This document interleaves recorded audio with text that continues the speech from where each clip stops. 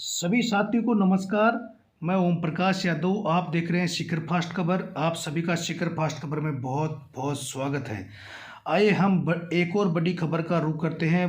खबर आ रही है जुगलपुरा से, जहां आपको बता दें श्री माधोपुर विधानसभा क्षेत्र के ग्राम पंचायत जुगलपुरा में आज डॉक्टर भीमराव अंबेडकर की मूर्ति का किया गया अनावरण, जिसमें राजस्थान सरकार के मंत्री गोविंद राम जी मेघवाल और श्री माधोपुर विधानसभा क्षेत्र के विधायक पुत्र बालेंद्र सिंह शेखावत, श्री माधोपुर के जनसेवक बलराम यादव, सिंबू दयाल जी मीणा, सरपंच संघ अध्यक्ष समेत हजारों की संख्या में यहाँ पे आम जन मौके पर मौजूद रहे, जिसकी सीधी तस्वीर आप देख सकते हैं। हम असमानता के शिकार थे, हम शोषण के शिकार थे। जब अंग्रेजों ने ये देखा कि असमानता है, हमारी एक शिक्षा का लाभ उठाकर और धीरे धीरे वो ईस्ट इंडिया कंपनी हमारे ऊपर राज करने लग गई। इसलिए मैं कह रहा हूं कि ये जो आजादी मिली है रात रात में नहीं मिली है। अभी पीछे मैंने देखा थोड़े दिनों पहले वो कंगना वो कह रही थी, एक्टर वो कह रही थी 14 से पहले जो आजादी मिली है वो तो माफी मांग के आजादी प्राप्त की थी। वो मैं ये कहना चाहता हूं हमारे बीजेपी के नेताओं को, आपने इतिहास नहीं पढ़ा। भारत की आजादी का इतिहास को खत्म करना चाहते हैं। वास्तविकता यह है साथियों, लाखों लोग हंसते हंसते शहीद हो गए। मैं गया था जब विधायक था 3 से 8 में, सेलुलर जेल देखी मैंने पोर्ट ब्लेयर में, चारों तरफ उसके समुद्र। कोई विधायक की जो आजादी की बात करता था उसको उठा करके सेलुलर जेल में बंद कर देते थे। चीख पुकार सुनी जाती है, शाम का एक सीन दिखाते हैं घंटा भर का, फांसी पे चढ़ाते हैं कि जो भी आजादी की बात करता था हंसते हंसते लोग फांसी पे चढ़ गए। आज भगत सिंह, सुभाष चंद्र बोस, अब कितने अगर अनगिनत नाम लेंगे, लाखों लोग शहीद हो गए। लेकिन मैं आपको एक बात कहना चाहता हूं, अगर यह कोई बीजेपी का वोटर है तो सुन के जाए कि जो आजादी की लड़ाई लड़ी गई 1885 में कांग्रेस का जन्म हुआ, एक भी व्यक्ति आरएसएस और बीजेपी का आजादी में नहीं था साथियों। जो आजादी की लड़ाई लड़ी गई उसके अंदर बीजेपी और आरएसएस के लोगों ने नाखून तक नहीं कटवाया। आज ये मोदी और अमित शाह जो लंबे लंबे भाषण दे रहे हैं, भारत माता जय के नारे लगा रहे हैं, तिरंगा लेके घूम रहे हैं, 52 साल तक आपको पता है इन्होंने अपने आरएसएस का जो कार्यालय है उसके ऊपर तिरंगा नहीं फहराया था।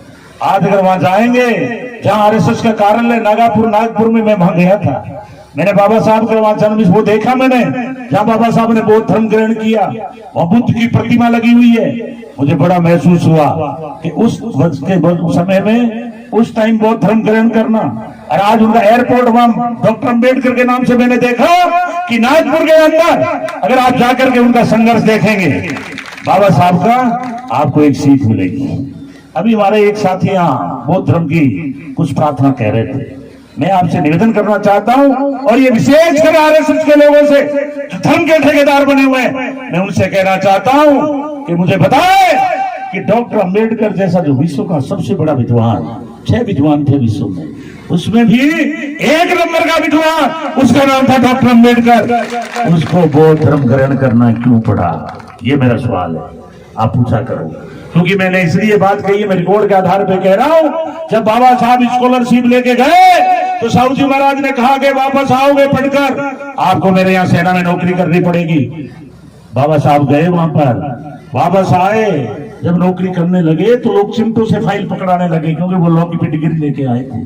तो बाबा साहब ने कहा ये छुआछूत ना तो स्कूल में पीछा छोड़ा, ना समाज में पीछा छोड़ा, और ना आज मैं पढ़ लिख करके आ गया तो भी पीछा नहीं छोड़ रहा हूं। मैं साथियों कहना चाहता हूं इतिहास की बात, आप पूरे विश्व में चले जाए, आपको कहीं छुआछूत नहीं मिलेगी, आपको कहीं असमानता नहीं मिलेगी, आपको ये जो जाति की बीमारी है ये बीमारी नहीं मिलेगी।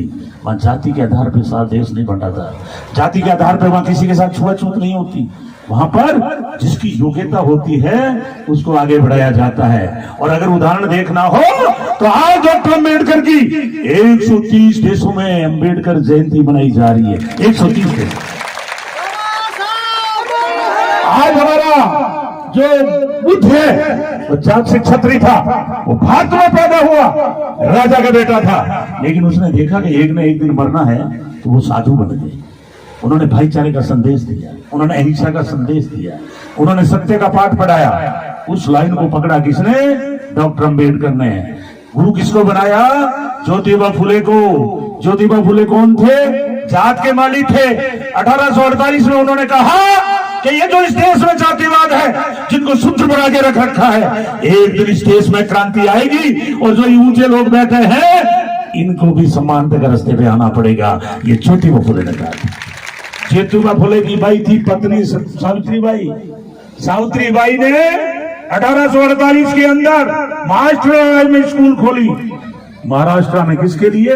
इन महिलाओं के लिए। उससे पहले महिलाओं को कैसे पति के साथ दहन होना पड़ता था, ढोल नगाड़े बजा के, वो आप सब जानते हैं। उस बात का रिपीट नहीं करना चाहता। उसी सावित्रीबाई की बात को डॉक्टर अम्बेडकर ने पकड़ा और संविधान के अंदर बराबर का दर्जा दिया। पुरुष और महिला को बराबर का दर्जा दिया। आज उनको बराबर शिक्षा का अधिकार है। आज इंदिरा गांधी जी हमारे प्रधानमंत्री रह गए। आज ममता पश्चिम बंगाल में मुख्यमंत्री है। कितनी महिलाएं मुख्यमंत्री बन गई, तमिलनाडु में मुख्यमंत्री बन गए। इसलिए साथियों, आप भी जो सरपंच बनाओ उनको घूंघट में मत रखो। आप उनको पंचायत के अंदर बिठाओ, उनको सरपंची करने दो। बाबा साहब जब पढ़ करके वापस आए, उनकी हालत ये देखी तो उन्होंने नौकरी छोड़ दी। अभी बराक ओबामा थोड़े दिन पहले जो राष्ट्रपति था अमेरिका में, उसने कहा कि 300 सालों का सर्वे करवाओ कि कोलंबिया यूनिवर्सिटी में सबसे इंटेलिजेंट स्टूडेंट कौन था। उस सर्वे में निकल के आया, उसका नाम था, सबसे इंटेलिजेंट स्टूडेंट था, उसका नाम था डॉक्टर अंबेडकर। रात रात में अंबेडकर नहीं बन जाते हैं। जय भीम खाली करने से अंबेडकर नहीं बन जाओगे। अगर बीजेपी और आरएसएस के हाथ में खेल करके और अंबेडकरवादियों का विरोध करोगे, उनके भाषण भी बीच में रोकोगे, ऐसे लोगों को आने वाले समय में समाज जो है चौराहे पे खड़े कर करके तुम्हारा ट्रीटमेंट करेंगे। अंबेडकरवादी बनने के लिए बहुत समय लगा साथ। मैं जब स्टूडेंट बन करके निकला 1992 में मैं जेल गया। किसके लिए गया? जब मैं बीकानेर पढ़ने के लिए आया, दलितों को श्रम जाति में मकान नहीं मिलता था, हमें रहने के लिए जगह नहीं थी। मैंने आंदोलन खड़ा किया, हमें अंबेडकर हॉस्टल की जमीन अलॉट करें। मैंने 92 का आंदोलन किया। भैरव सिंह मुख्यमंत्री थे, हमने पुलिस का टेंट जला दिया जहां कब्जा किया था। हम पुलिस की चौकी को तोड़ दिया, पुलिस के सिपाहियों के साथ मारपीट हो गई, उसको लेके हमें जेल में डाला। मेरे साथ 7 आदमी थे। अभी एक अजमेर के अंदर मेडिकल कॉलेज का प्रिंसिपल है, उसका नाम है वीर बहादुर सिंह। एक आपका लालचंद है, दोसा के अंदर एडिशनल एसपी है, उस टाइम डॉक्टर कर रहा था, वो भी मेरे साथ जेल में था। मैं इस सबूत के लिए बता रहा हूं। मैंने डिग्री भी की है वहां से। मेरे पास मोदी वाली डिग्री नहीं है फर्जी, कि पूरे भारत में फिर लो, मोदी के साथ पढ़ा हुआ आदमी नहीं मिलेगा। क्योंकि हमने जब 10वीं की थी, कॉलेज में पास की थी 80 में, मुझे याद है कि उस टाइम में कंप्यूटर नहीं था। कंप्यूटर 80 के बाद में आया है और उनकी डिग्री अब बता नहीं रहे, लुका रहे। अमित शाह जी कह रहे हैं क्या जरूरत है डिग्री की। जिस तरह से वायुयान चला जाता है, हवाई जहाज जो ऊपर हमारा घूमते हैं, उपग्रह जब घूमने लग जाते हैं तो फिर उनकी डिग्री क्यों पूछ रहे? वो तो प्रधानमंत्री बन गए। लेकिन आपने देखा है बात पर बात, झूठ झूठ पर झूठ। जब 2014 में आए, इन्हीं मोदी जी ने कहा था अच्छे दिन आने वाले हैं, 2 करोड़ को रोजगार, 15 लाख रुपए खाते में तो यूं ही आ जाएंगे। सबसे पहले झटका दिया 8 नवंबर 2016 को, नोटबंदी लगाई। पूरे देश में 1000 और 500 के नोट पे बंद, कि बड़े रुपए से तस्करी हो रही है, आतंकवादियों के पास मिल रहे हैं। 2000 लगा दिया। थोड़ा सा ढीला पड़ा, इतने में जीएसटी ठोक दी। जीएसटी के अंदर व्यापार चौपट, थोड़ा सा ढीले पड़े, राफेल 500 करोड़ का 1600 में कर दिया। और जब उन्होंने देखा कि बेरोजगारी बढ़ रही है, मैं रोजगार नहीं दे पा रहा हूं, सबको कह दिया पकौड़े तलो, सबसे बढ़िया रोजगार दे दिया आपको। थोड़े दिनों में देखा अग्निवीर की घोषणा कि 17 साल में भर्ती, 21 साल में रिटायरमेंट। उसके बाद क्या करो? आपस में मोबाइल पे गाड़ियां निकालो एक दूसरे को। आपके पास में खूब रोजगार आ गया। इसलिए साथ आयोजन किया। धन्यवाद मोहनलाल बुनकर, अजीत। जैसा कि आपने सुना है कि जुगलपुरा की पावन भूमि के ऊपर डॉक्टर भीमराव अम्बेडकर की मूर्ति के नौर में आज यहाँ पे हजारों की तादाद में यहाँ पे समाज के लोग यहाँ पर मौके पे मंत्री भी रहे, स्थानीय जो भी सरपंच है, जनप्रतिनिधि हैं, यहाँ पे तमाम जो हजारों की तादाद में आप सीधी तस्वीर देख सकते हैं। और कैमरामैन से मैं निवेदन करूँगा एक बार वहाँ की तस्वीर दिखा दीजिए, जहाँ पे महिलाओं ने भी आज सैकड़ों की तादाद में यहाँ पे भाग लिया है। और वहाँ पे जो सांस्कृतिक कार्यक्रम जो आप देख रहे हैं सीधा नज़ारा वो शानदार चल रहा है। आज सुबह प्रातः 10 बजे से ये कार्यक्रम चालू हो गया था। साथ ही आज के इस विशाल कार्यक्रम को लेकर आप क्या कहना चाहेंगे?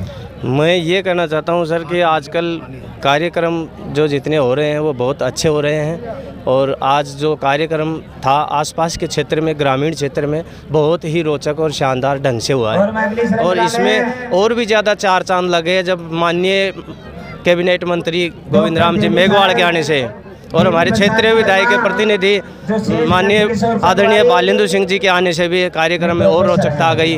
और इसमें साथ में लोग इससे बहुत ज़्यादा मोटिवेट होंगे और आने वाले समय में जो ये युवा पीढ़ी है वो बाबा साहब के विचारों से सहमत होकर और आगे बढ़ने का प्रयास करेंगे। आगे हमारे और यहाँ कार्यक्रम में बहुत शानदार चल रहा है और सभी बाबा के विचारों को दूर दूर तक फैलाया जा रहा है, जिससे एक क्रांति आएगी और समाज में उत्थान होगा समाज का।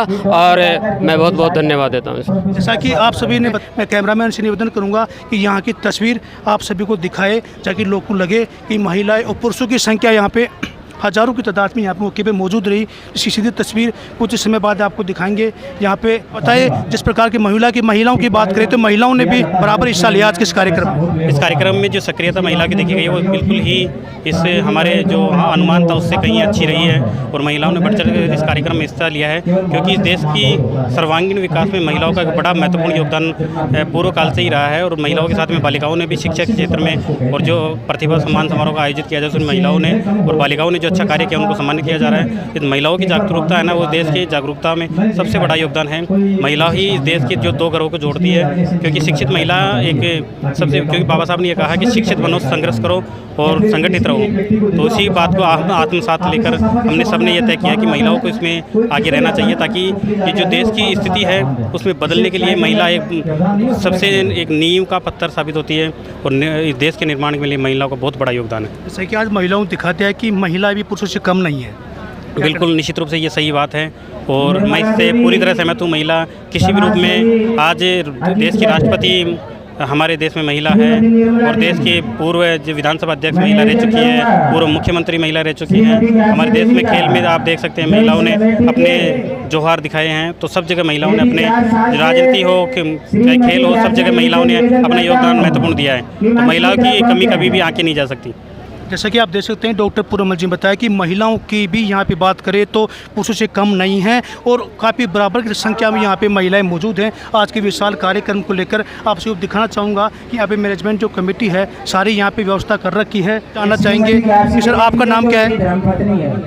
नाम क्या है सर आपका? विकास खाड़िया, छात्र संघ अध्यक्ष विराटनगर से। क्या कहना चाहेंगे आज के विशाल कार्यक्रम को लेकर? सबसे पहले तो मैं जय भीम। जो आज आप देख रहे हैं रंगारंग कार्यक्रम, इससे एक समाज के जो बाबा साहब डॉक्टर अम्बेडकर है उनसे युवाओं को प्रेरणा मिलता है और आगे बढ़ने के रूप में संदेश लेना चाहिए युवाओं को। जैसे बाबा साहब ने संघर्ष किया और आगे बढ़े, इसके माध्यम से मैं ये युवा साथियों को संदेश देना चाहता हूँ कि ज़्यादा से ज़्यादा पढ़ें और पढ़ेंगे तभी तो आगे बढ़ेंगे। मैं यही कहना चाहता हूँ युवा साथियों को। जैसा कि सभी साथियों को बता दूं कि हमारे बीच में बीएनडी कॉलेज से प्रेसिडेंट हमारे अनिल जी बुनकर हमारे बीच में मौजूद हैं। हम इनसे जानना चाहेंगे कि आज के इस विशाल कार्यक्रम को लेकर आप क्या कहेंगे? आज का कार्यक्रम बहुत ही अच्छा है और आशा करता हूँ कि ऐसे कार्यक्रम आगे भी होते रहेंगे और समाज का ये मैसेज रहेगा कि समाज आगे भी ऐसे ही एकजुट होकर के कार्य करेगा, ताकि भविष्य में भी कोई दिक्कत ना आए और हम सरकार को भी ये दिखा पाएँ कि हमारे समाज में जो एकजुटता है वो आगे भी हम सरकार बनाने का काम कर सकते हैं। धन्यवाद।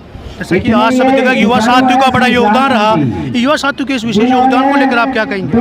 युवा साथियों की जब बात की जाए तो सबसे बड़ा योगदान की बात है तो युवा साथियों का ही सबसे बड़ा इस प्रोग्राम में योगदान रहता है। यही प्रोग्राम नहीं, आगे कोई भी प्रोग्राम हो या पीछे भी कोई भी प्रोग्राम हो उठाकर देखें। जैसे कि 2 अप्रैल को SC/ST की महापंचायत थी, उसमें भी युवाओं ने बहुत बढ़ चढ़ के भागीदारी निभाई और अपना पूर्ण सहयोग दिया। उनका मैं बार बार धन्यवाद ज्ञापित करना चाहूँगा।